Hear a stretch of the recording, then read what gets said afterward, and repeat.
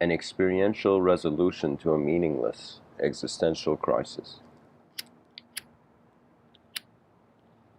Hello everyone, welcome to today's episode.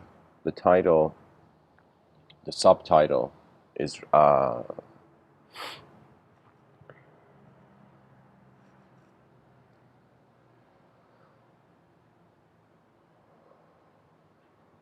Response of the Ready.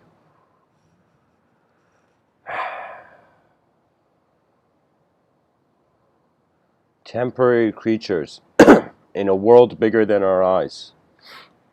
If we try to comprehend it all at once, linguistically, dualistically, it is impossible. It is too big, too chaotic, too random.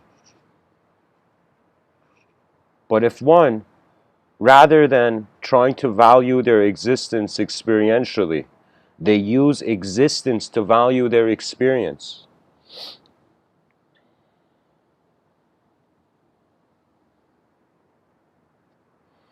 the same title can be written in a different way, where it's an existential resolution to a meaningless experiential crisis. It's a relationship of existence and experience, everything, and how we define the existence suggests the authorization we give to our experiences.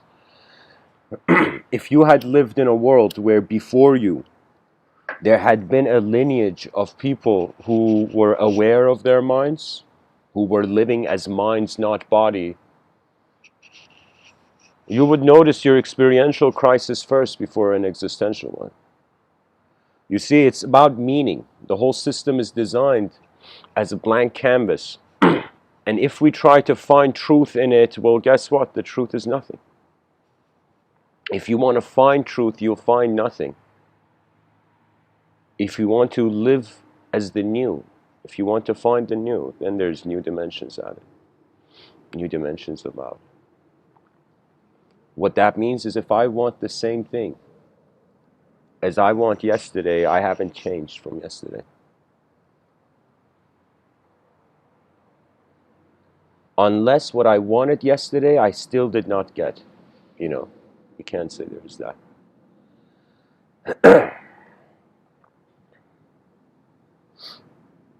It's technically everybody's in an existential crisis when you think about it over 100 years. It's you start off with no errors in some strange way. That means the child's psychology doesn't even have a reference. It doesn't know what good and bad is. It is indoctrinated into good and bad. It learns, it accepts, and then it is. And I feel anytime a person can't accept what they are, they suffer. If you don't accept your face in the mirror, you have dishonored your own face. If you don't accept your existential being, that means on some level everybody's energy. That means I can understand. I remember I was in the UK in 2014 giving these talks. This incredibly beautiful girl. She came and interrupted my talk and started talking, and she would say this thing where she felt she was not beautiful. And that's the thing. You can be beautiful, but if you can't accept it, what beauty? What skill? What ability?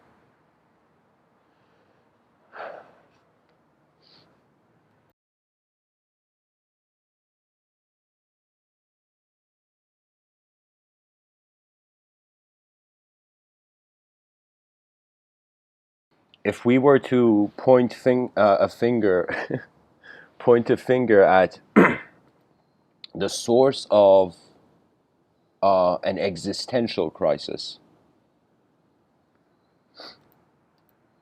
it would be time. Time is what's causing all of us to freak out.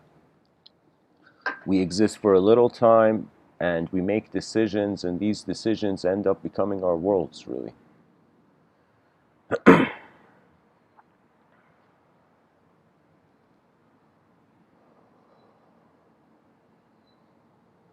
And you know what's really cool?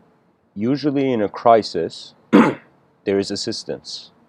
There's a calling for help, and then the assistance comes. Hopefully. But I would tell you this, that sometimes the inner realm, in regards to the outer realms, if you're in an existential crisis, then yeah, there needs to be an outer realm solution to it. But if your sense of existential crisis is because of your inner realms, it's because of how you have walked, the interpretation of your own walk can change. I'll give you an example. Us being on a ship, let's say we're all on the Titanic, and somebody says ship is sinking, you know, that's an outer realm existential crisis. But imagine somebody says, I don't like this ship. You know, that is not an existential crisis. You know, or even if somebody says, I think there is a hole in this ship, you know, and the ship is not sinking and it's going normally, you know, it's like that's an experiential crisis. It has to do with how the realm is being given value from within you. You know, and people think what they see without and what they see from within is the same. It is never the same. The outer realms are like life, they're not that they're lifeless, they are waiting for the life of your eyes. That means any object that has been real to me, it has been real to me because I have seen it, because it was there. And if our existential crisis is from time, it's like nobody could put time on a table. It is a dynamic thing. So if the system is designed to be dynamic and we are interpreting it in a static way and suffering, we think we are a little old me, you know? It's like, I'm telling you, this world doesn't know. When I was younger, I was waiting for commands and instructions from the world, but it doesn't know. It is waiting for itself. So what that means is if the person, let's say you feel you have an existential crisis, but this existential crisis is from how you have experienced life so far, technically it's not an existential crisis. That means it's like, I'll give you an example. I mean, of course, an existential crisis usually it comes with a certain context, like the human being in the middle of their life, they suddenly wonder, okay, what's going on? You know, and it overwhelms them. But if the person has an ability to look at the chaos in order, pretty much that's the ability surgeons have. You know, there was something when I was younger, I was like, how could a surgeon go and do such a, what's the term I'm looking for? Stomach turning procedure, do you know? As if it's like it takes, for me, surgeons are like aliens. They are, do you know, they're aliens or from the future, one of those. But the whole point is there's that comfort to see the inner dimensions of reality.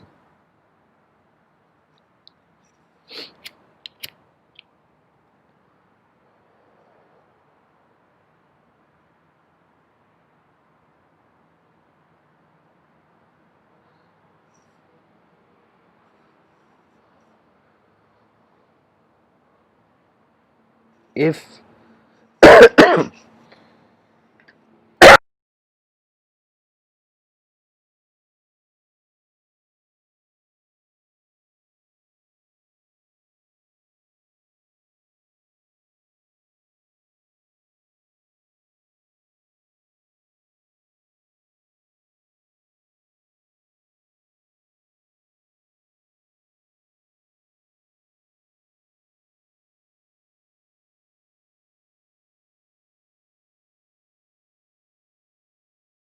excuse me, guys, this was on mute. I would say, pretty much, just to make it easier for myself to explain, I'm going to create both ideas with a sort of equal value for a second. Let's say if you have an existential crisis, it could be because of the outer realms or the inner realms. And if you have an experiential crisis, it can also be because of the outer realms and the inner realms. But here's the thing.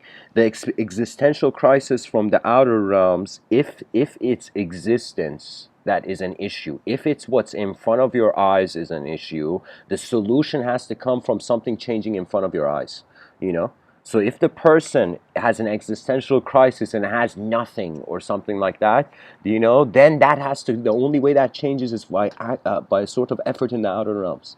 But if it's an experiential crisis, and let us say this experiential crisis is because of, I mean, both of them, I see it in the, it's kind of hard. Here's the thing, it's like two sides of a coin. Both sides of the coin are codependent.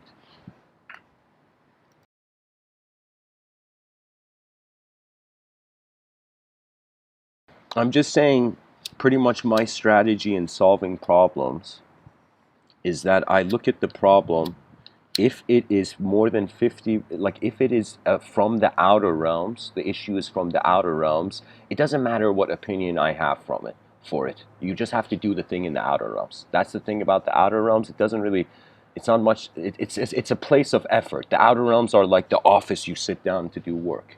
The conscious waking state, for me personally, it's like a workstation.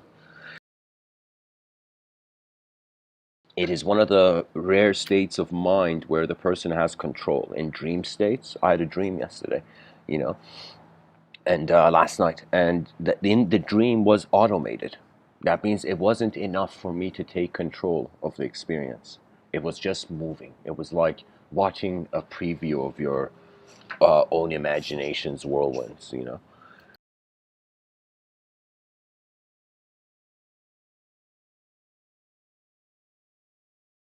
If the problem is from the outer realms, most likely the solution is in the outer realms. If the problem is from the inner realms, most likely the solution has to come from your eyes changing, not per se the environment changing. That means when one person is wrong in a group, that person can change the group, which is pretty much how dictatorship begins, or or that person can change themselves. So that's the thing. If you can't change yourself, most likely you have an experiential crisis. If you can't, I would say, change your world, your outer realms, you have an existential crisis. For me, I could tell you this. For a year and a half, I was in downtown Toronto pretty much every day. I was attending film school, and in the breaks, I would come and have a cigarette and look at downtown Toronto. Pretty much my thing was I would just come out and look at how the world was happening, how the society was happening. And I can tell you, this was this weird thing. A lot of people in downtown Toronto, there's a lot of homeless students there. It's kind of scary, I mean, I say scary not from someone who's seeing it from an overall view. It's scary for the person who's in that situation. Do you know? There is one quality that the human being has that we can help in accordance to the intelligence of the moment. You know.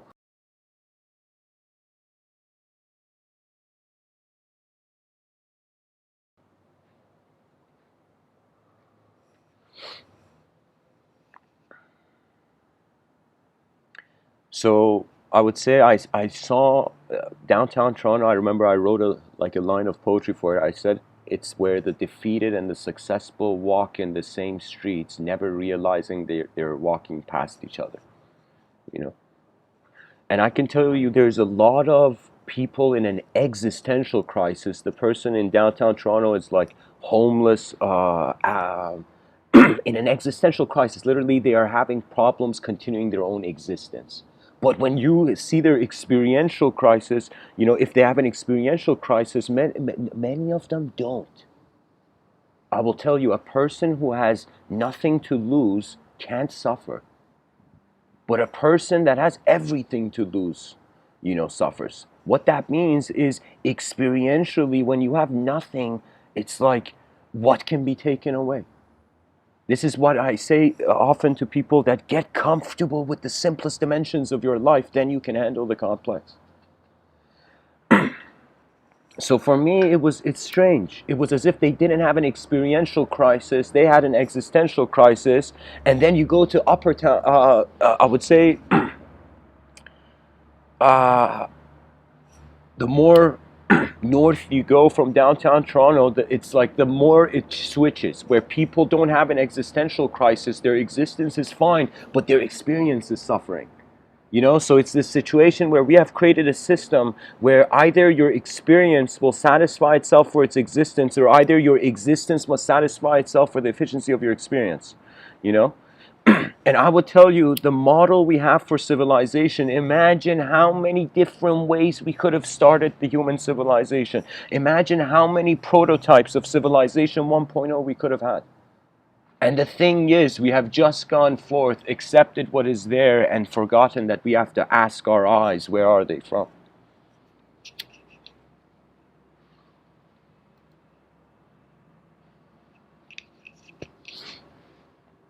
So if the problem is from experience, or I would just sum it up in a quote from a poem from Rumi.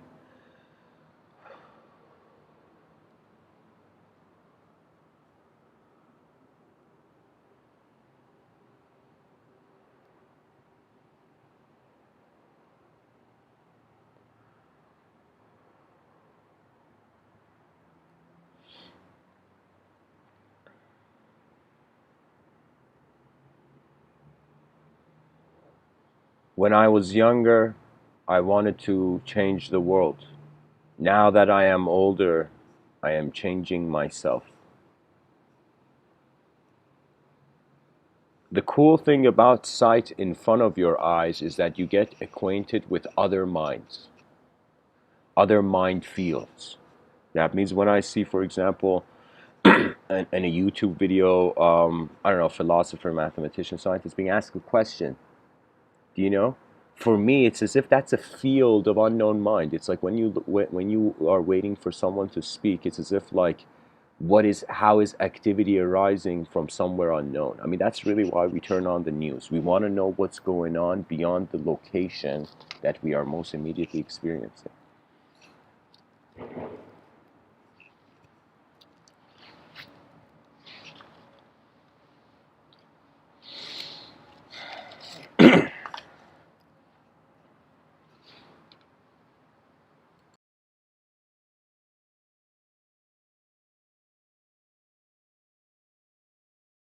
You know how I know that we are not an advanced civilization? I mean, aside from the visible things, you know, we are not an advanced civilization because people can't imagine more than 100 years.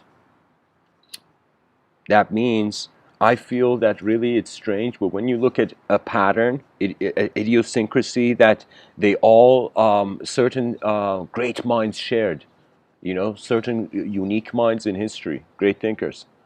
That idiosyncrasy, that unique thing they had,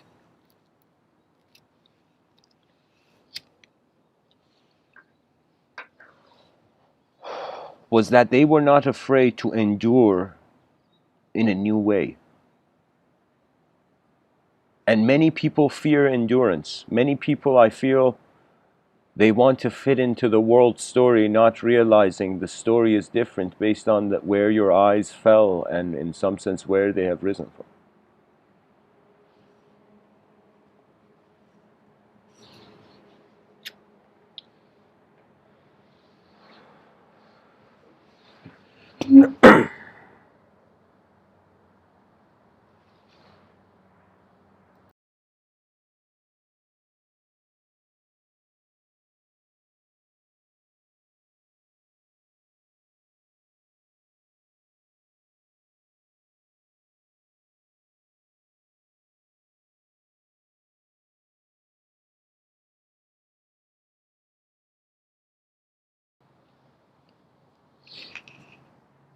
Temporary creatures with eternal problems. Technically, our continuity till the end of time as the biological natural human species is an eternal game. Really, we don't realize it. We're declaring ourselves as the most temporary things in the cosmos, but our actions are urged towards eternity. That means when I think about evolution, I'm like, oh my God, did this creature want to stick around? It was evolution, a sort of precondition to stabilizing immortality someday in the future. And so, in a changing world, really, what is fixed.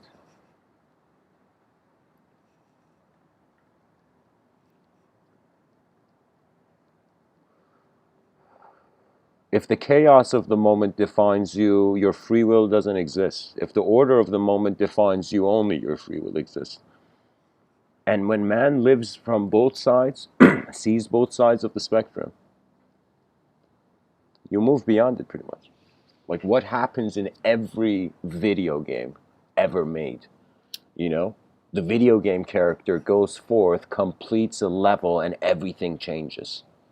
So I would say the meaning of life is not per se something static, a painting on a wall, a statue to be made. The meaning of life is its attendance and being able to let the unknown be unknown. And that's the only way I know that an individual conscious being can be in symbiosis with a collective being. That means call it whatever name you want. There is something else here, more than just animalhood. Now, it's so non-dual and instantaneous that we can't even give it the name of an animal. An animal has to have a history, has to have at least 2 moments of being alive consciously to be able to acknowledge a history, somewhere it started from and somewhere it got. That means if we didn't have bodies, we probably wouldn't have time. Because what is there to have a reference for? You know, time is really, it's as if like you hold one part of a changing world still, and then you have a sort of beginning of time to relate everything else to.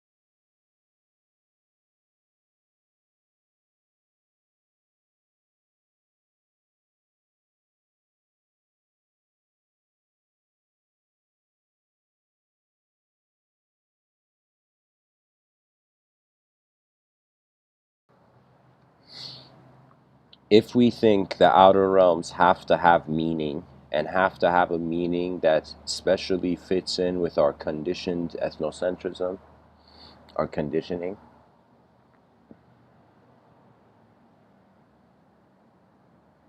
you know, sometimes you have to, this is strange, maybe a strange statement, but sometimes you have to stop seeing yourself to be able to see the world as it is.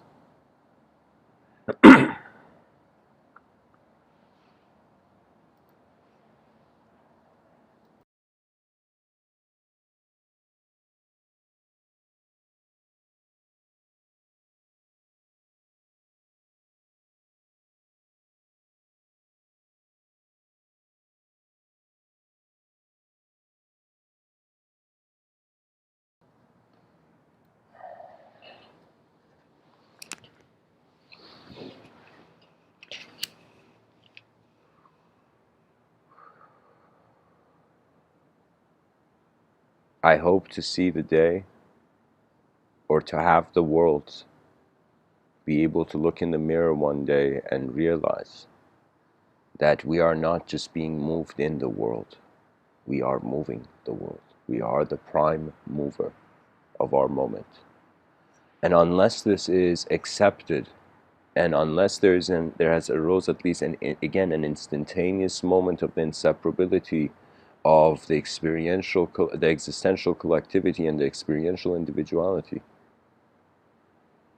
because existence is happening all at once, and the individual feels it's happening in certain ways during certain snapshots in this existence. So because existence is happening at once, existence is, if we choose to perceive it as dynamic, it's one dynamic event. It's a grand happening, this life. But experience fragments.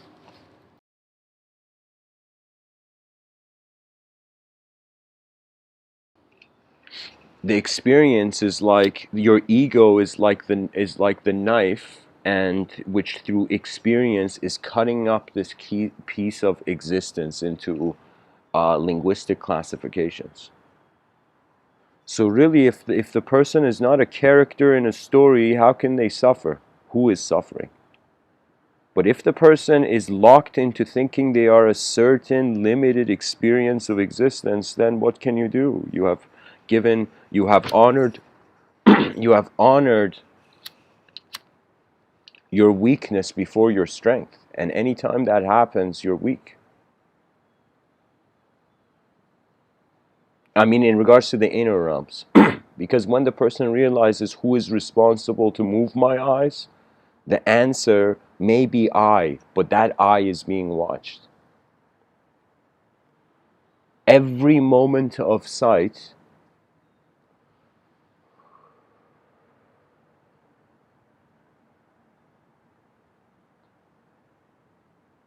is under collective authority.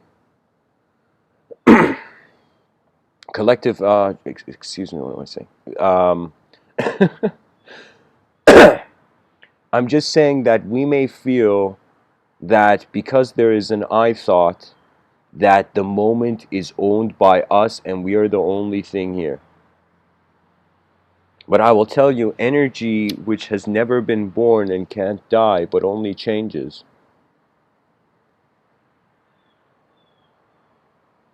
You know, the more we identify as energy, the less we can die. The more we identify as the energetic condition of a sort of linguistic projection, then, oh my God, it all ends. You know?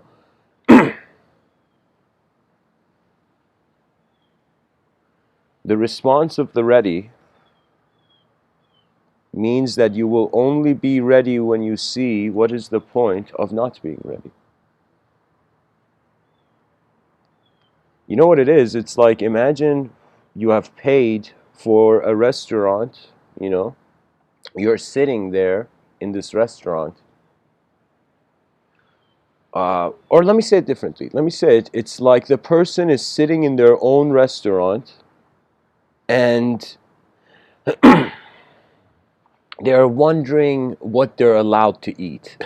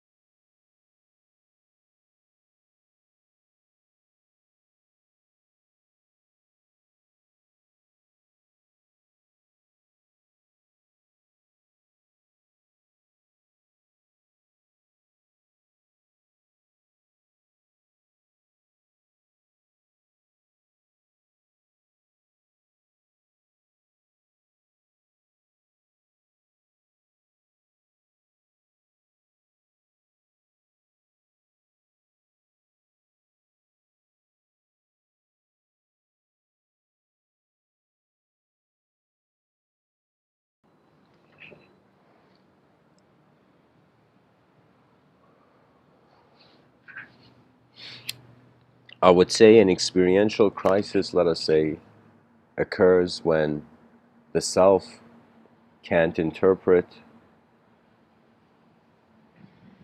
or let me say it, an experiential crisis is when the self cannot see the real world, and an existential crisis is when the world cannot see the real self of the people.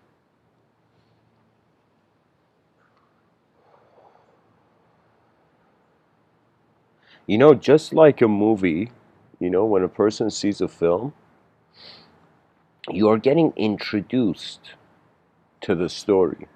And I feel every day we wake up, we are introducing ourselves experientially to existence.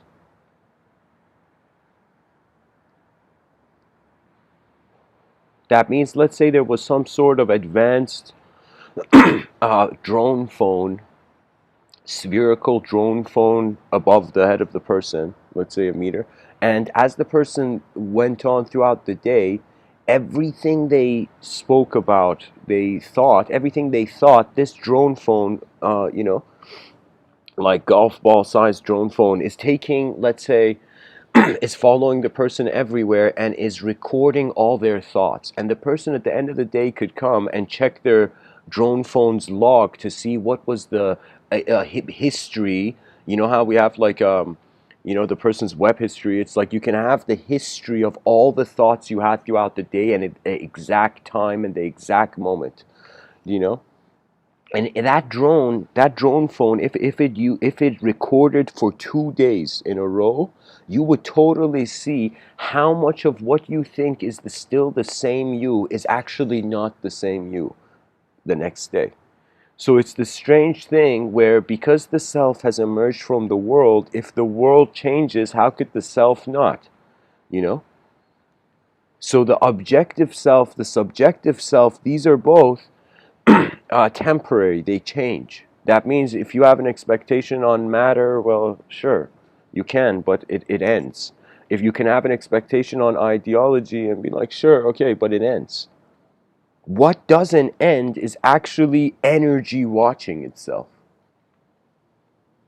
It's like the viewer within appears as if like behind a glass window. Do you know? That's how I feel. That's why I mean the presence of the attention of the being is untouchable. You can't touch it. What that means is it's like there is literally a force field from attributeless seer in the seen realm.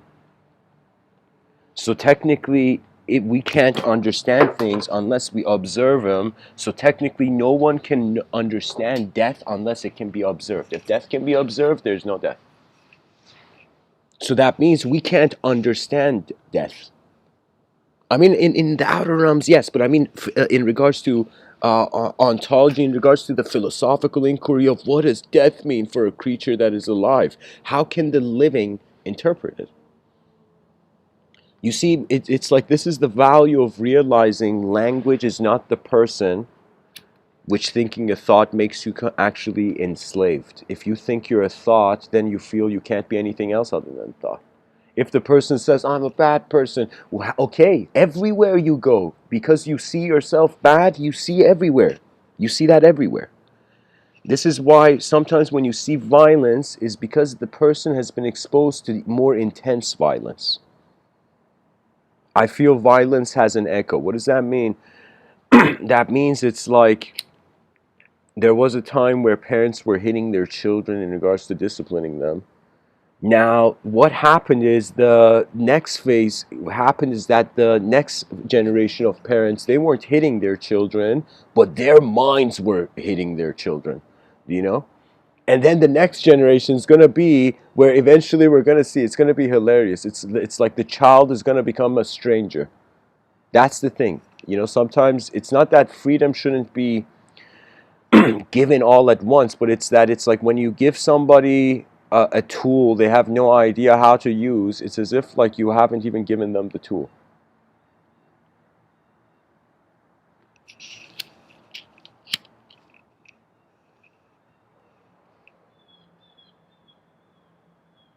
I remember there was a moment in my class, like This was when I was in grade 7. 7. Yeah, grade 7. Yeah. In grade 7, I had this teacher, and this teacher was talking in the class, and this teacher felt he was like some some like he was really being teacher like. But the thing was, I remember once realizing nobody, it was like after a lunch break and everybody in the class was tired playing soccer. And so what it was, everybody in the class was like sleeping and this teacher was talking. And I remember I had this moment where I'm like staring at this teacher, one of the few people awake in the class, you know, out of a class of like, I don't know, the 25 people, something like that. Everybody was tired. Everybody was kind of like sleeping. And it was, I remember looking at this teacher and I'm like, if really the students don't care, the teacher is talking to himself. That means for me, it felt like that person was talking to an empty room, even though there was like so many people there, but their attention wasn't there. So that means it's like the same thing with attending this life event. Life is like a teacher talking, and people are staring at this world and being like, when does it end? When does this teacher stop talking and we go see what the next thing is? But actually, this is it. This is how power is found in this world. I don't know how a person can be empowered, encouraged to even go towards their maximum effort if they don't realize this is it. This is the event. This is the EDM concert that 8 billion beings, bought the tickets to, and now they're like, all right, let's party, as individually conscious creatures on a sphere in the middle of nowhere in an unfathomable cosmic activity.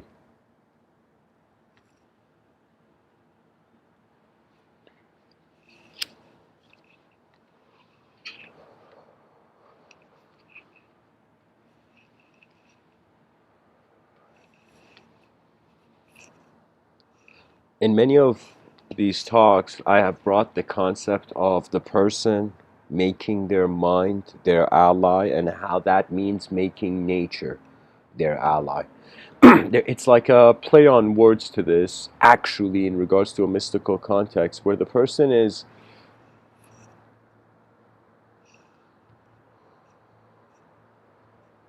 when you are fulfilled, that's when you can experience emptiness. When you're empty, that's when you can experience fulfillment. That means if the person has eaten, they are full and they go at a restaurant, do you know what I mean? They don't want fulfillment in their life. They want emptiness. They don't want to eat anything if the person's eaten before. Do you know? But if the person's hungry, then the person eats. So really, we have to notice our own hunger. We have to notice how our attention, as it moves, find an inseparability from being the whole moment moving or being a part of the moment that's moving. Because at least to my inner realms, it always appears to me that I am in the center of concentric circles. I will tell you, I feel we are not, we are spheres of energy. I feel when it comes to form, the sphere is the superior form. That means the soul could be an energy sphere, could just be a sphere of energy and simulating itself, simulating something in the center. And all these ancient traditions where they're like, buddy, it's like there's no doubt about being a soul, but now the way you're gonna live life is not to be a soul inside your body. You got to be a soul outside of your body. You got to find union with everything, you know.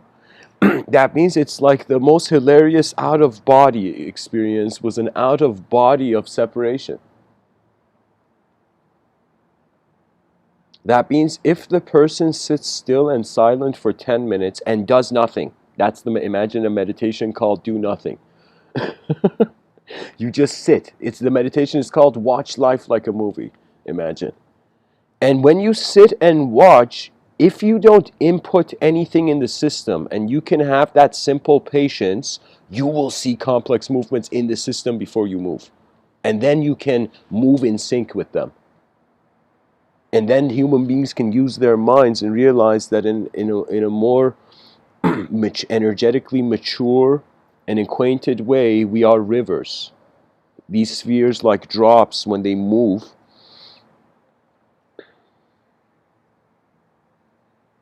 honestly, we are being moved by the wind to realize that we are the wind moving everything. That's it. I would say all of mysticism comes down to realizing the wind of sight, the wind of understanding what is present and moving, which is intelligent.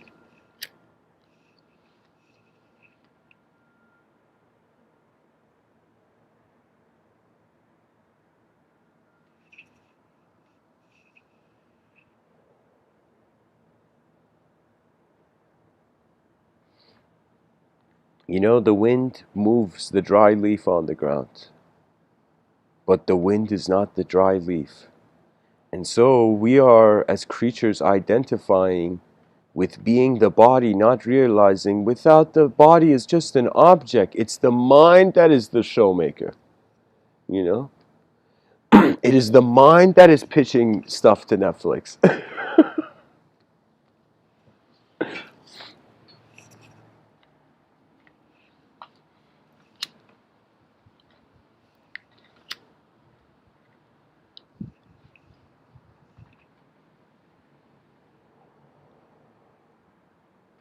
You know, that's the one thing, one character trait that if removed from every human being would instantly lead to an advanced civilization.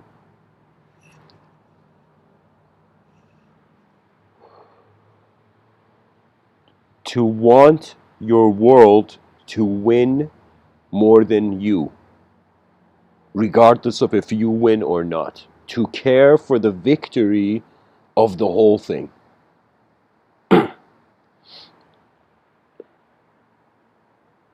What that means is, imagine a civilization where 8 billion creatures had not just become peaceful, they had accessed greater uh, uh, modes of perception. We had realized we're mind, so we're like, what are we doing breaking each other as like objects? You know, when we can move as subjects, where we can move, build worlds as subjects. You know, every space shuttle that has left the atmosphere, I will tell you, that's a subject. That was a subject in some person's mind.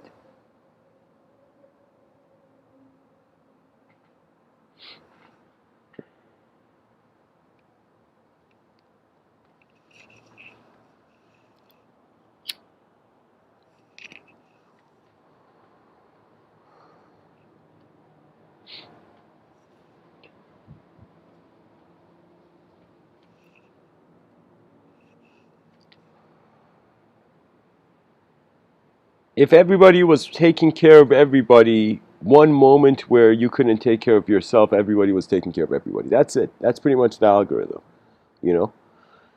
That means if a person can has here, and there's also one thing that the poet Rumi says: before death takes away all that is given, give away all there is to give. By the nature of us being temporary, like human greed is a suggestion we are eternal. Because by nature, a temporary being should realize, because it's temporary, all that it can do is just give to the world. Pretty much this, when I wake up, this world is a canvas, you know? And you just draw new lines of experience and then eyes close. Simple as that. Really, this life to me feels like I'm in a chariot. And the world, if the world feels like a chariot, the chariot driver feels like the forces of nature, and the horses are unknown. That means, you know how we feel we're bodies and we're doubting there's a soul. Imagine there's a parallel reality where we're souls doubting we're bodies. Preposterous. Body? Are you kidding me? Evolution? Impossible. We're eternal beings. You know, can you imagine? Like the reverse of literally what kind of civilization we're living in now? You know, it's and when you realize these four ideas, really the inner realms open up. Getting comfortable with space and a value system that is equal to zero. Getting comfortable with the singular matter, you can say, uh, getting comfortable with matter, which is getting comfortable with how things can just be one. Like realizing it's okay if existentially this is all one natural event, and it's also okay if you exist as an individual part of this. Do you know, I look at so many creatures in nature and I'm like, oh my God, look at these creatures in nature, in lesser life forms, and the human beings so gracefully exiting. But human beings, we hold giant ceremonies, funerals, we cry. It's as if like it's as if we got to, it's as if like we had no clue. You know, it's like everything in life is giving you a clue that it ends. Now, the thing about violence is that you are consciously ending something. So technically, it means that something else consciously will end you. It has to, because it's the echo. You know, that means it's like you can't go in a empty room and shout and not expect your echo to hit you back. And if we treat human beings on this planet as in every moment of their expression being an echo of manifestation, it's echoing back. And the thing about an echo is that you can say something and you're not the only one who hears your echo. That means this is an incredibly silly metaphor, but if somebody releases gas in an elevator, everybody suffers. You know, and so if one human being in this process of trying to elevate to better situations doesn't care, I mean, I will tell you, the sign of stupidity is not the potential of the person. The sign of stupidity is if you care or not. That means you could be the smartest person, but if the ship is sinking and you're just watching from a distance, you're an idiot. You see what I mean? So that's the thing. If the world needs help and the person can realize that and doesn't help the world, then you're the fool waiting on the sinking ship, you know? And it's not that we have to freak out. I mean, I'm not saying we got to be Greta Thunberg about it, but I'm saying, like, I mean, of course she is an incredibly brave, like, for her age, what she did, she's an incredibly brave being, you know? She's like that girl from The Witcher who screams and things shake, like. But at the same time, the issue is we don't need emotional displays. The more emotional things are, the less you can control it. Just think about it. Imagine you were running a company and your employees were emotional, you know? They weren't professional. That's the whole thing about being professional or not. You can separate your emotions from what you're doing or not, you know? The professional can. You know, like for example, when I see Joe Rogan interviewing people, this person literally, I'm like, is this guy like a machine? Is like his emotions. So that's the thing. You can say anytime you care for how the world is happening before you care how you're happening, that's professionalism. Not like dismissing yourself. I'm not saying like, you know, it's like enough of the whole sacrifice ideal, you know. That means the whole point is, if you're, you can say, just like you can say violence is the last refuge of the, Isaac Asimov says violence is the last refuge of the incompetent. That means the violent person, the person who becomes angry and violent, that's a suggestion of the lack of skill of their intelligence, as Isaac Asimov was saying. Now I'm saying sacrifice is the last refuge of the incompetent as well. It's not the last refuge, it's the second last refuge of the incompetent. What does that mean? That means if you had found a smarter way where both there could be double victories, you know, then the person doesn't have to suffer. Imagine that two business partners, instead of, I'll tell you, the way the world is now, it's like it's a battlefield. It's a battlefield where instead of so it's like you know, in like there was this video game, what was it called?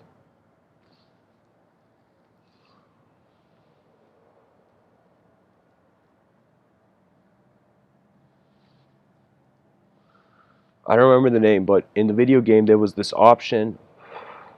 where it was called a death match, where pretty much the character would be thrown on a map with endless people and everybody had to just survive on their own. You know, that means there was no consequences. When a system becomes like that, and the whole issue with capitalism is it has an advantage and a disadvantage. The competition makes different companies compete for better product lines, but when it comes to ethical responsibility, there it's like a death match. So we have to create a system that cares multidimensionally, rather than fighting in one lens trying to see things right and wrong, you know? There was a man named Gurdjieff. At the age of 3, his father passed away, and his father had nothing. And he looks at his son, and he says, "Son, I legit have nothing to give you." You know? The father's on his deathbed, and the father says, "But I have one bit of wisdom I can give you. If you get angry at someone, don't respond to them for one day." That means the moment somebody gets angry, it's like if you have to make a decision and you're angry, it's like let a whole 24 hours pass and then respond. So if somebody says something to you, you get angry, let a whole day pass and then come back and respond to them. You know?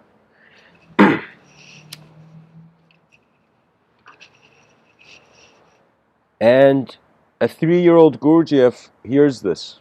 And he goes on in his life, evidently helping him. Of course, I don't know that much about Gurdjieff, but I know that he was a bit odd in his approach to clarity. But anyways, the whole point of the story was that you don't release anger, you know?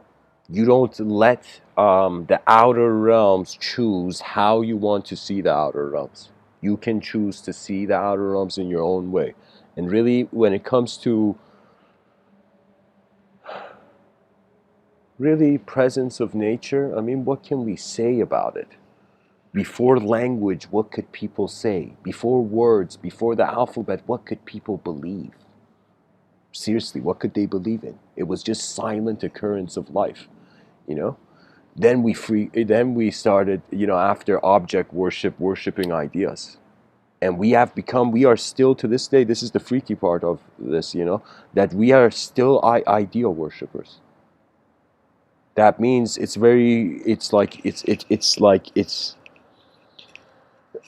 don't know what's the word, unconventional if someone wonders if they're more than a thought. But the greatest achievement is to notice the language threshold. I'm telling everybody, this is a concept I designed, and I'm not just saying it because I designed it, because literally in every way you think beyond language, if experience continues, language can't define it. That means if somebody, you can't like teach horse riding, you can't teach skydiving. You know, you can, the student can get like, or not even student, the person can get information. But the whole point is, the thing is, unless you experience, the realness of the moment isn't there. I remember, I don't know if it was before or early on, I remember hearing the story that there was this monk in this village back in the day. And this monk would speak, had insight, had noticed certain things going on about the world that would allow the monk to kind of, the monk was sharing insight. Now what happens is, in this Zen story, suddenly all the people in the village are like, "No way, man, you gotta be like our guru, you gotta be our Zen master. Are you kidding? Do you know?"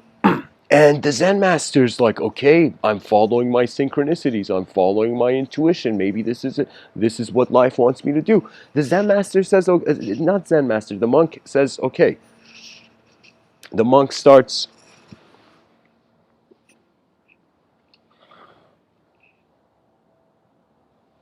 Excuse me, guys. I gotta. Um, I'm giving this talk outside. There's bees, and I gotta like literally blow them away when they come around.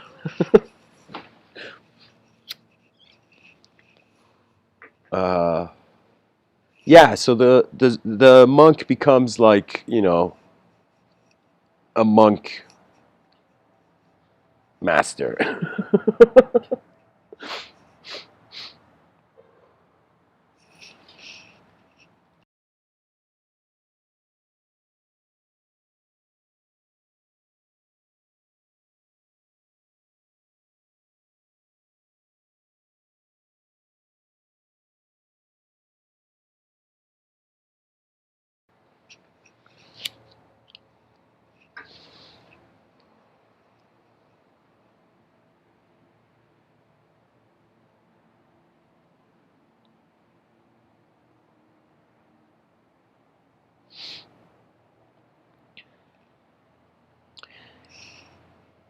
First day occurs, and all the village people are gathered around, and they tell this monk. One person comes and asks a question that starts with why?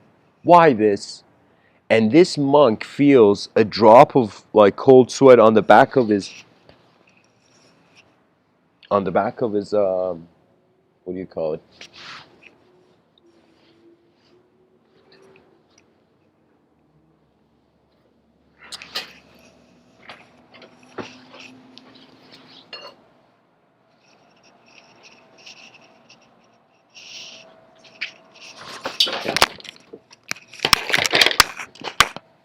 Sorry guys, there's bees here. Hold on.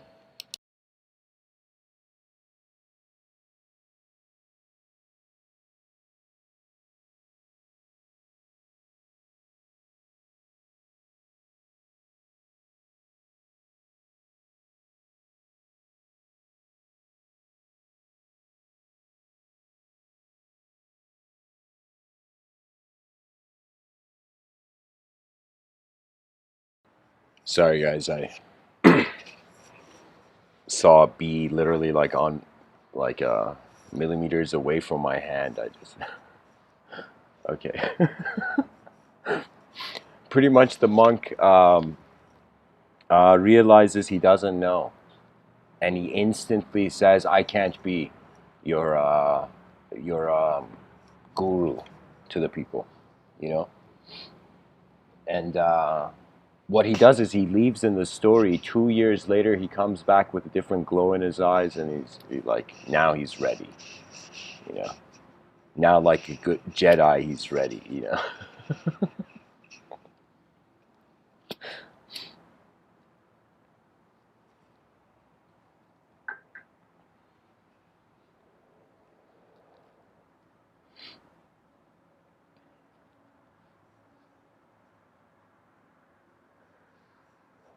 I feel if each generation of people wants to modernize the ancient, knowledge will never be lost. Just think about it. You know, think about generations of people by wanting to look at the ancient. Do you know the ancient technologies are not lost, ancient inner technologies, and at the same time, because they want to modernize it, it's as if you see what the past did, then now you got the future to do what you want to do. You know. And really, it's just information landscapes, is it not? This whole life is like you're moving in a landscape of information. You're a certain form, in a certain state.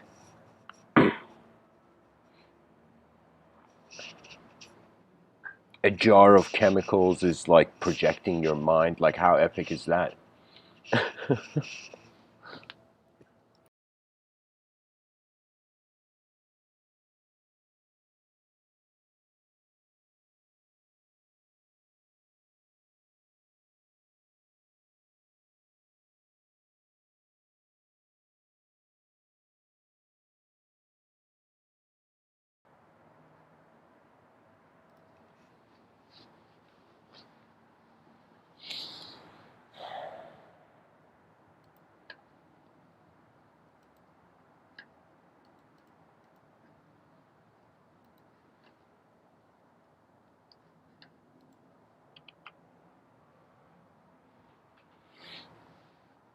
If we don't cultivate multidimensional tolerance, Just like a person, imagine the Hulk. I mean, not, not the Hulk, but imagine you just fast forward, you just grew like 20 years in like 1 second. The clothing you're wearing would like rip apart. You know what I mean?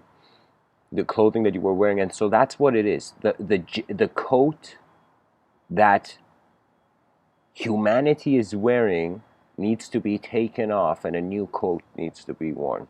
A new ethos, a new self determ self, I wouldn't say self determined, but oh man,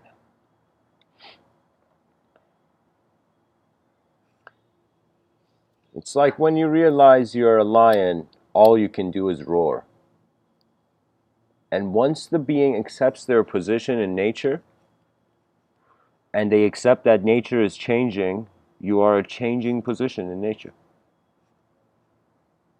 To accept change is the ultimate.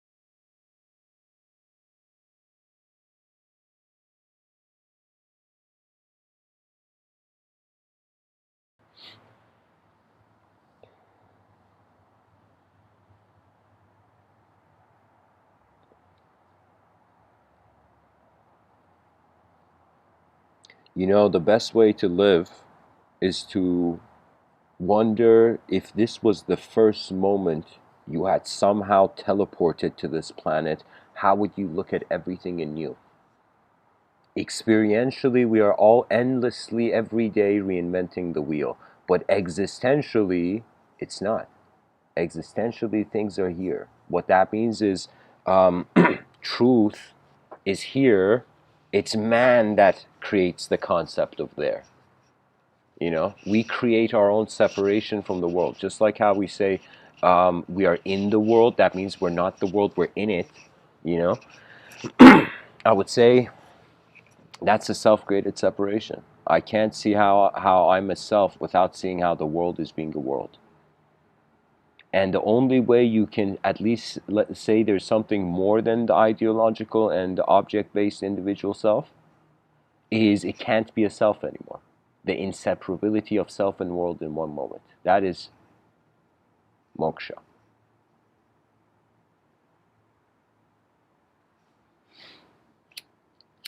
The individual cannot live without responsibility.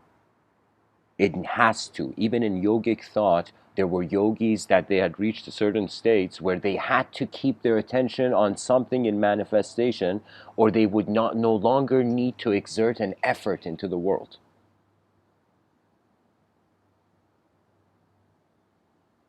I remember hearing this story from Sadhguru. What was the guy's name? Shankrapala or something.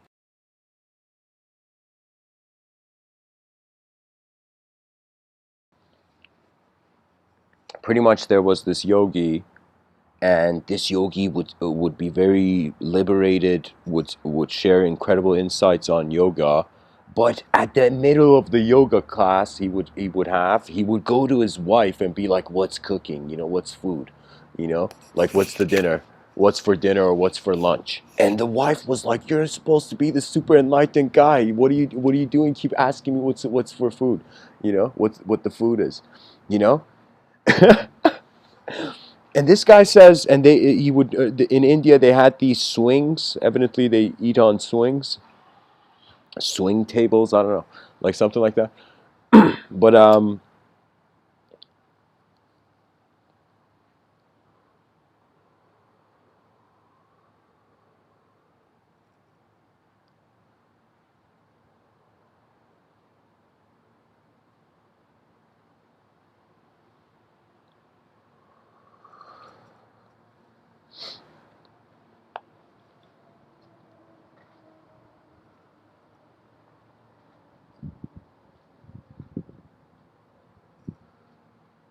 If I remember correctly, he says to his wife,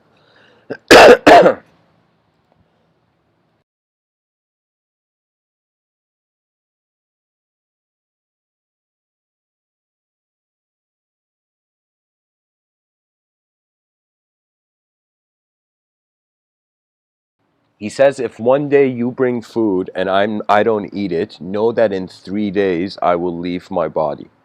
I will mahasamadhi. And the wife suddenly gets shocked by this, and eventually the same thing routine goes on. And one day the wife brings food, and the guy doesn't eat. He stops. He stopped eating. You know,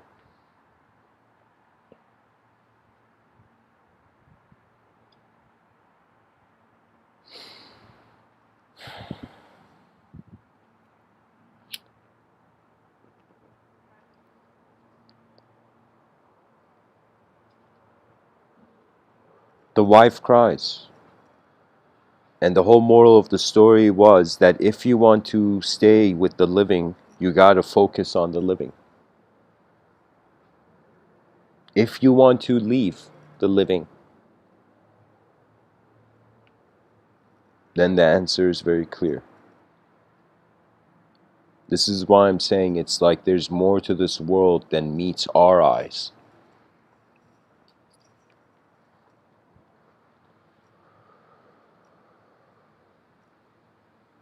At times it seems like a complex activity, at times it seems like a simple being to accept.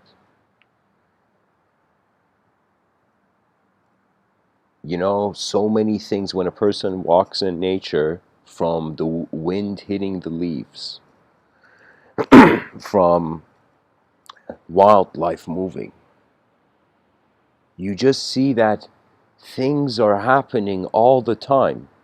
And one can say to truly, experientially attempt to reach the eternal means to be causally changing all the time. To not fear change, but consciously be able to cause it. That is advanced communication. Literally, it's the most advanced thing the universal sector has communicated so far. That's why I'm saying we have a responsibility, even if life was meaningless, by the nature of our design, by the fact that we are superior to all. Like I will tell you, even if there was no such thing as metaphysics and we had to only extract purposes from only the visible, you know, we can extract a metaphysical purpose by saying, okay, so we evolved. Let's say all species on this planet have a potential to evolve. So let us say the purpose of human beings, right now we're just eating animals so easily, you know? But I'm saying imagine our purpose becomes to try to make all animal life reach the intelligent evolutionary point as man. To a point where lions are wearing suits one day. You know, to a point where, I don't know, birds are getting their piloting certificates. I don't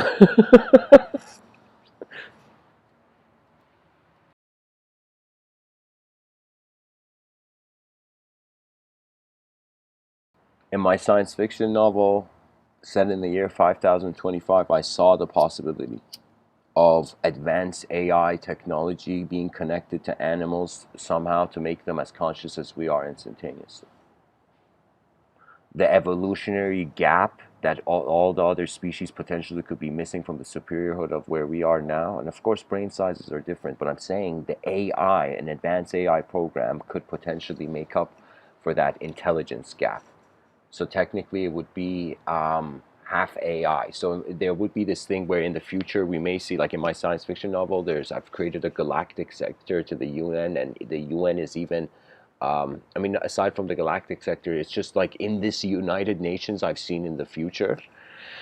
I will tell you, it's like there's a scene where different animals walk. Like there's this, I imagine I saw in my inner realms this cow walking on two legs with advanced robotic technology connected to it. You know, even a dolphin in like this water suit. kind of walking with things connected to the dolphin, and a cow has come with a scarf, with just one scarf around it, as if one effort of clothing to be close to the human thing. And the cow is giving us speeches that for years and years and years, for centuries, you ate all the cows without remorse or something, you know? That means it could be the case that behind all animal life, there are eyes that surpass animal intelligence. And when they become evolved as us, there's this incredible built up rage.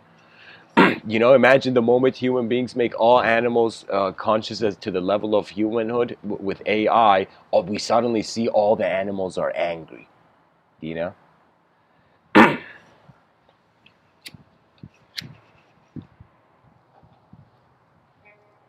So anyways, in the UN, there was that kind of situation where the animal life was in wanting to be equal to human life, had to have the human life become less.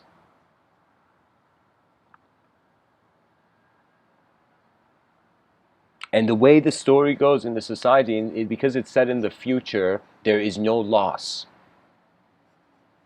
That means more, everything is provided.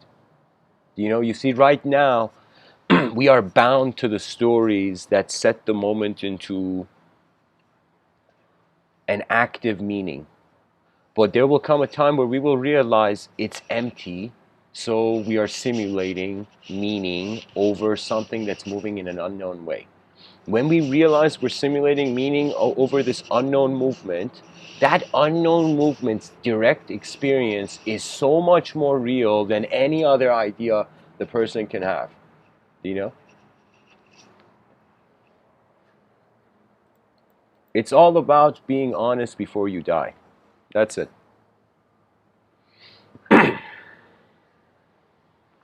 If you can do that, the world succeeds.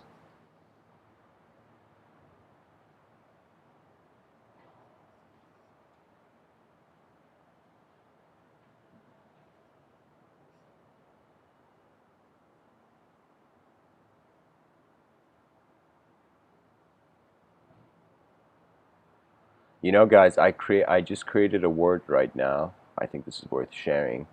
Imagine a bodhisattva. Imagine someone like James Bond reaching a bodhisattva Buddhic state of mind. Then we would call that kind of archetype Bodhisattva.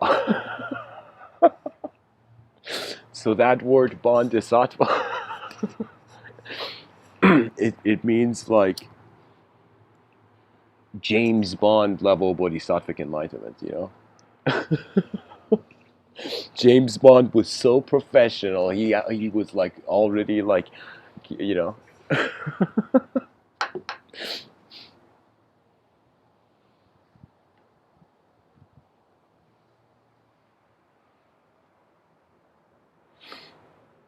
The next step, somebody in the chat section, Billy says, my one question usually is, what's the next step?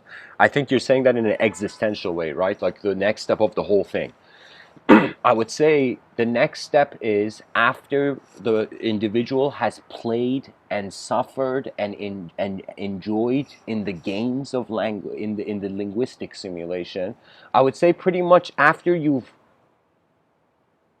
lived a life that's already been colored in, you in some sense have to find a life that hasn't been colored in yet. And the only way you can do that, I feel this is where all these mystics that become non-dual, they will inevitably come to this conclusion, I feel. That if there is no self, there is no behavioral preference. If there is no world, there is no time outcome, no outcome to time. That means true non-duality has been there from the beginning. It's not a behavior. Renunciation was never about the outer. Because the inner is getting attached to the outer.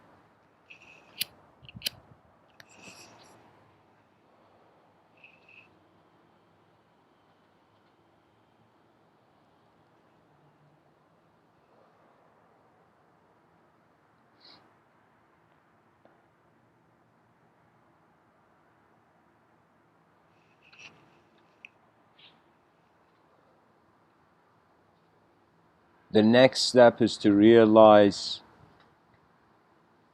that selflessness keeps the antenna polished, and the antenna receives and expresses.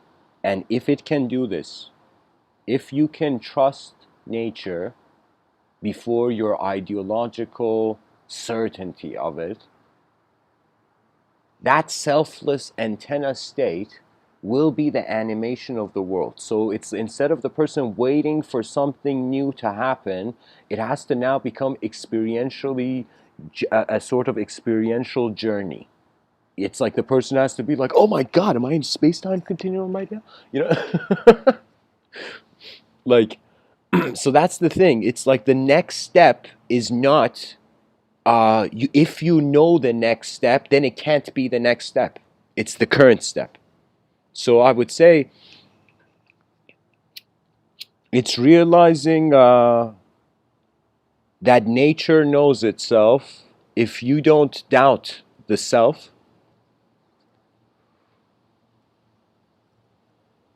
I'm going to say if you don't doubt the self, but I would say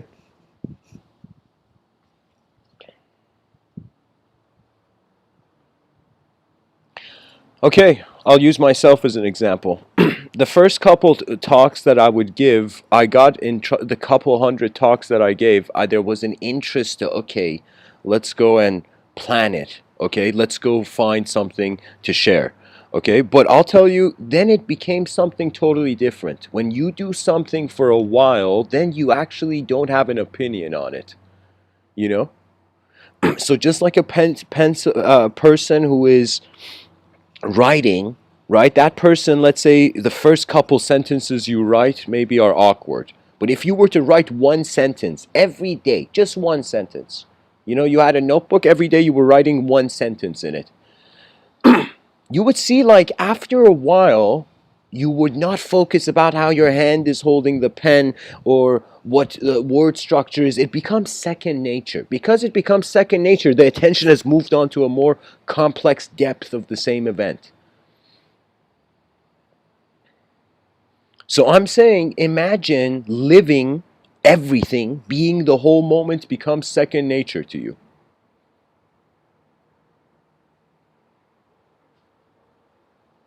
So the only place the person is left is to be an antenna. That's the only meaning. We are designed to receive. And in order to receive, we can't just feel we are the only receiver. Because if we think we are the only receiver, then what's this world doing here, huh?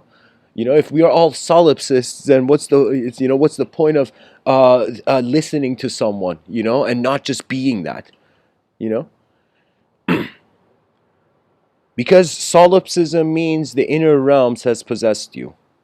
Nihilism means the outer realms has possessed you. Mysticism means you have finally learned that you're a pilot. Again, like every elevation is the antenna changing.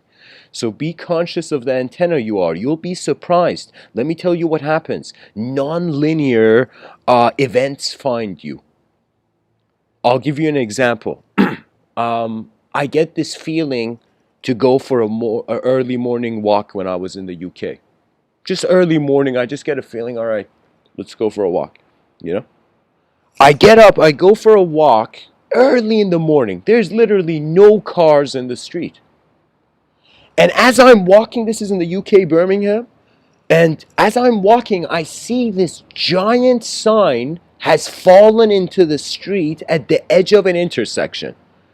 So that means if there were two circumstances. If a car turned from the intersection, it would destroy the sign. And if the wood of the thing went into the wheel of the car could crash. It was this giant wooden sign, do you know? And I remember it was so strange. It was as if something that had started as this random just trust to go do something ended up becoming suddenly me noticing there was a purpose to that moment. So once you're done with the purpose of your own life, you begin to notice the purpose of life. And I remember it was kind of weird. It's like I didn't. Anyways, I pulled the whole sign. to the side. Like I blocked the crosswalk. I mean, like I had no choice. There wasn't that much room in the crosswalk. I blocked the crosswalk with the sign. But sorry, not the crosswalk, the sidewalk, but the sign wasn't there. And I was like, okay, eventually some construction work. It was like a sign of a construction wood. I don't know how to say it, guys, but I'm telling you, it was one of those things where when I didn't have a preference, I noticed what was going on.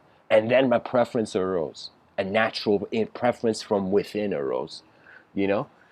So I would tell you, if we want to build an advanced civilization, the whole point of efficient living is to make it smooth, to make it a good flight while you're alive here, the quality of actually experiencing here. Now the thing is, if the quality of the person's life is, let us say, I mean, it depends on where the person wants to get to, at the same time, the speed. So if you want things to happen very quickly, you can suffer. If you want things to happen slow, you can suffer. But if you don't want things to happen in any way, and you just look at how things are happening, then it's as if the whole world is a teacher that your attention has endlessly been reanimating itself in accordance to its movement. You see, the whole point of us moving is to realize we are moving. And we can do something about it. If we couldn't, like these bees that I see around, like that interrupt my talk sometimes, like actual bees. And it's because I have coffee and the bees come around the coffee. But the thing is, like, the bees don't have intelligence. I see it every day. When I give a talk here, I see that the bees come, and they are listening to the instruction of their design. You know, at least build the hive, just this notion. You know, as if this one-dimensional thinking. The bee is not thinking, hey, what if I go and become, I don't know, an artist, you know, a micro-level artist. It's like the bee doesn't think separate from its design. We are the only animal in nature that has managed to find some way of seeing itself separate than its ecosystem. And we're thinking we're just animals.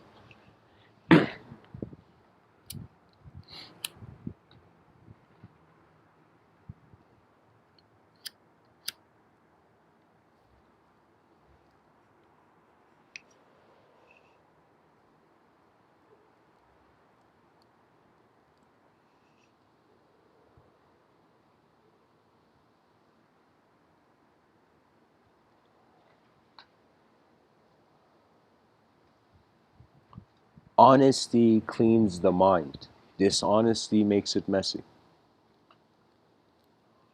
And to be truly honest means before language there was something there. Our honest, true nature is being itself.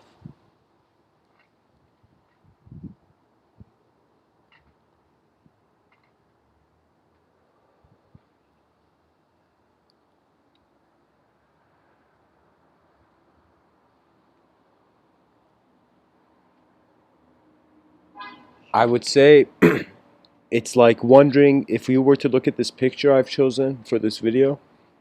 I don't know who the artist is, guys. Please give a shout out if you know. But this picture is showing that the next step is a next step.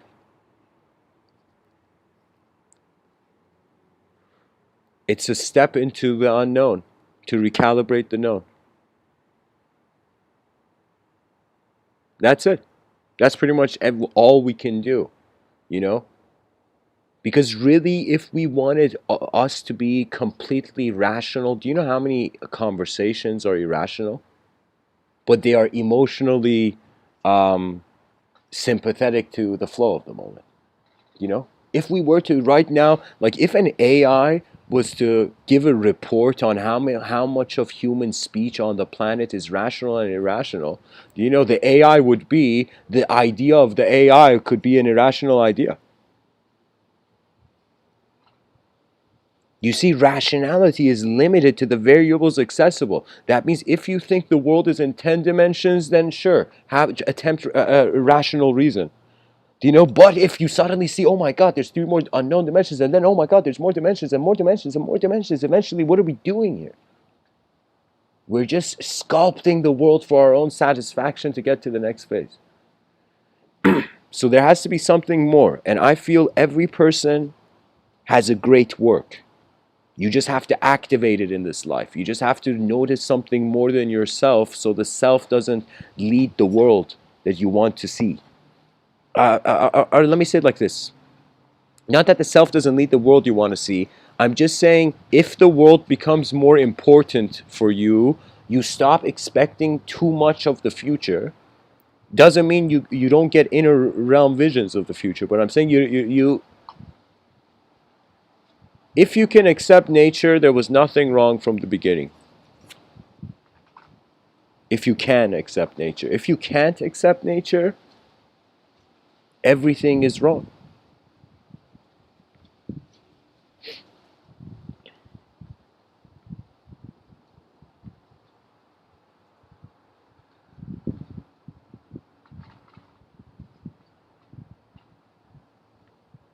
Yeah, existence is just stuff moving.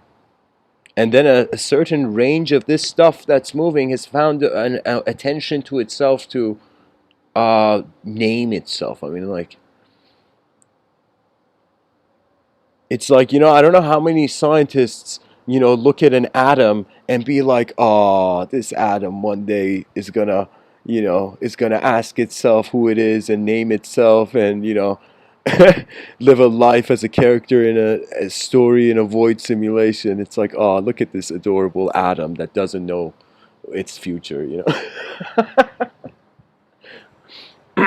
I'm just saying, like, of course, guys, I'm being playful here. My whole point is that there's unknown dimensions to the world.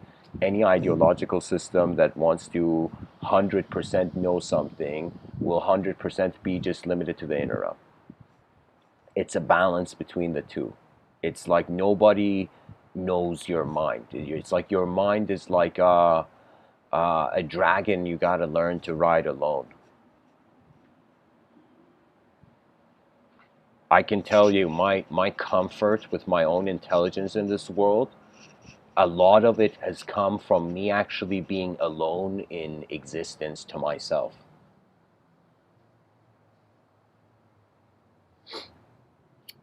What I mean by this is in the inner realms, that means if I were to think about my whole life, how many moments I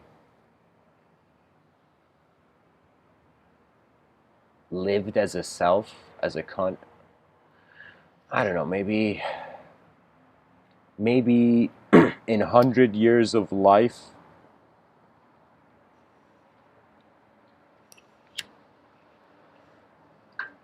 I mean, think about it this way. Think about it this way in that a person's, let's say, brain is a camera, a biological camera. This camera has been recording this whole movie.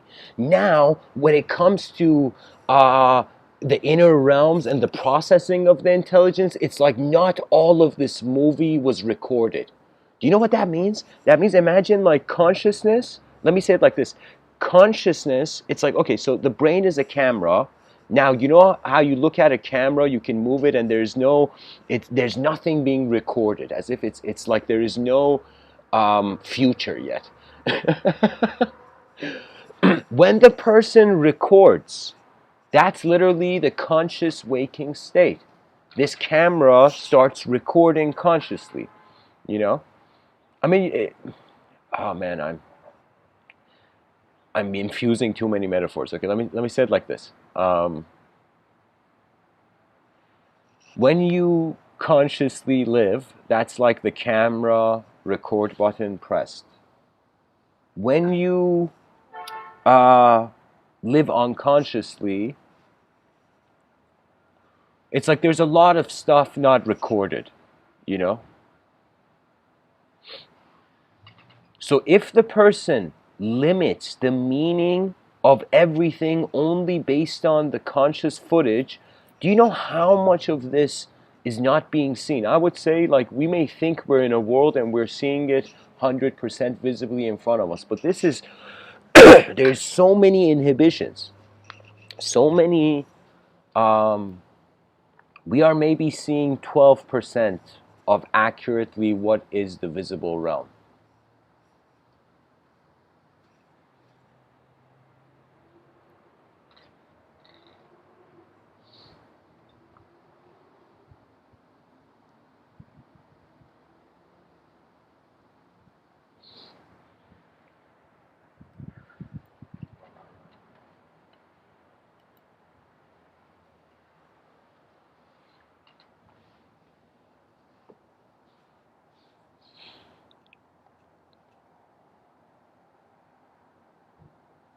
I think you remain as a selfless antenna until you receive a signal from the world which you know deep down that you require to trust to be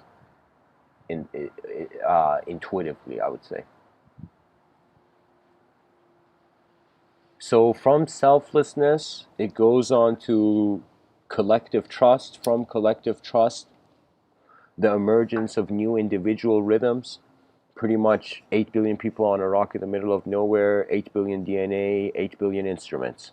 As 8 billion people start playing their instruments in a very advanced level, then eventually the whole orchestra takes shape and an advanced civilization is built. So that means every person should attempt the efficiency of the collective system while they're being individual. Because there's nothing to lose, you know? When the person realizes help, imagine you were someone who just wanted to give to people, okay? So you'd realize one thing that you could give is your help to the realm, your assistance to the realm.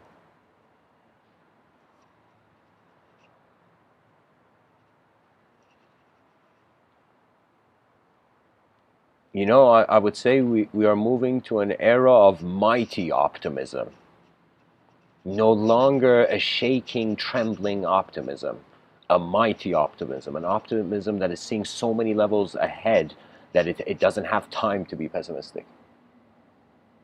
I would say that's, I mean, like, how else can we say civilization got advanced? Things have to speed. Pretty much the direction is going to become multidimensional and the speed's going to become faster. And when you increase speed, as you get closer to the speed of life, the speed speed of life, the speed of light, time slows down. And if you were moving at the speed of life, it would be inconceivable as light, as a creature of light. You're moving faster than light, literally. So we can say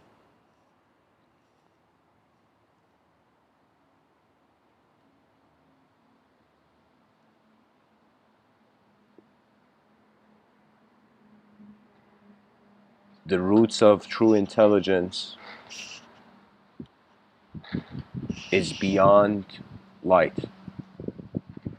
Light is coloring in the realm, but beyond it there is an activity that is unconditional.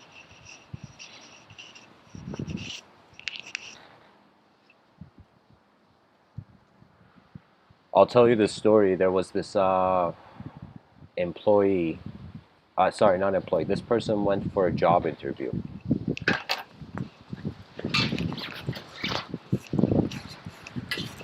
and the job interview, strangely, was at this like warehouse. You know, let's say at some warehouse, or I don't know. No, sorry, not warehouse. Like, it was at this house. Okay, the job interview was for some important job, but it was at this house. And at the front of the house, there was a sign that was saying like, "Come to the back." You know, back of the house for the interview.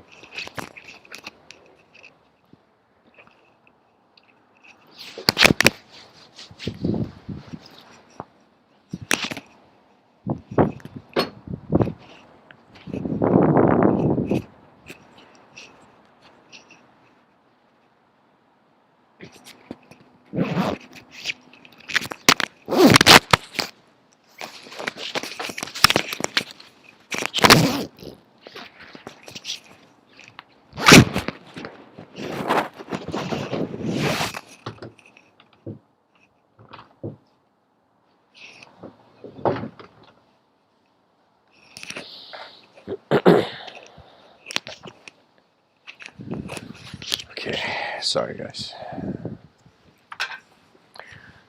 This guy goes at the front door. He hits the doorbell before noticing the sign, and the doorbell comes off.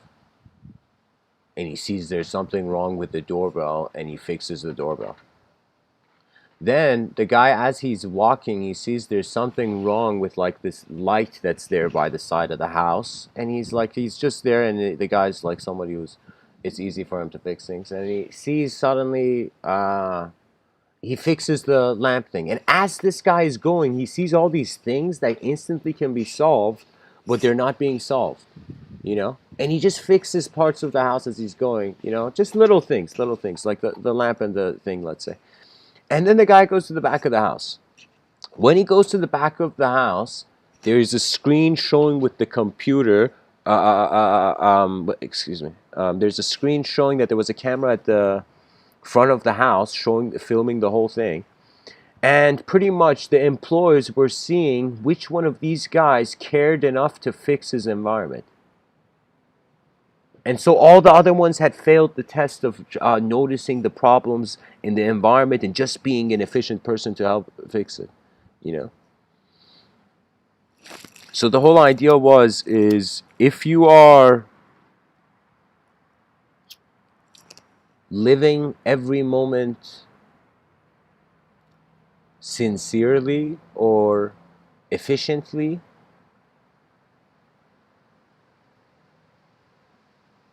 silently and respectfully even,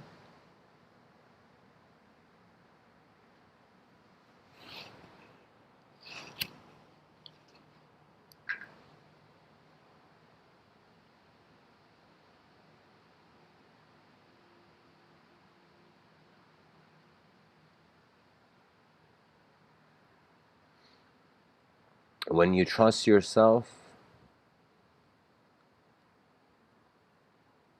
the world trusts you, for you and the self and the world are the same.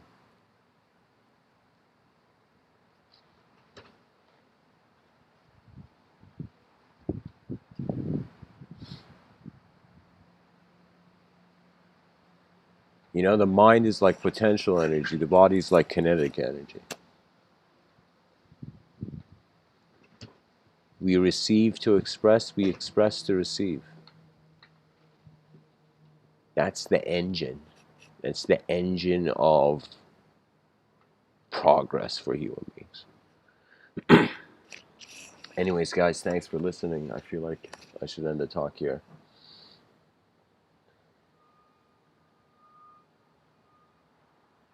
If there is an experiential crisis, wonder about its relationship to existence. If there is an existential crisis, wonder about that existential crisis's relationship with how you're experiencing the world. And eventually we will realize that's the thing about freedom. If there was ultimate freedom, there would be no ego.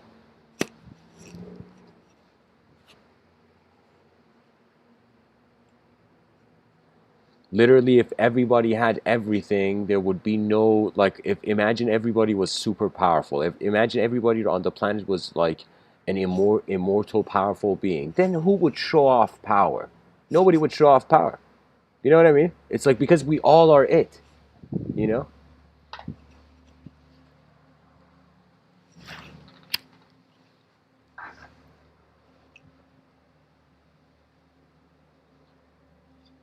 There is this thing that in any moment in life you can always simplify things to their design dimension.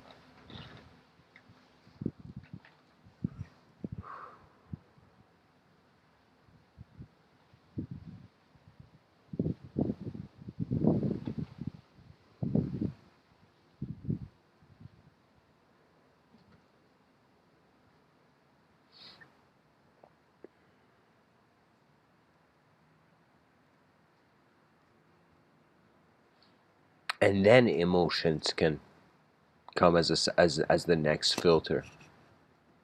Everything has a design. Everything is just design moving. And then meaning is ascribed to it or extracted from it or given to it, you know?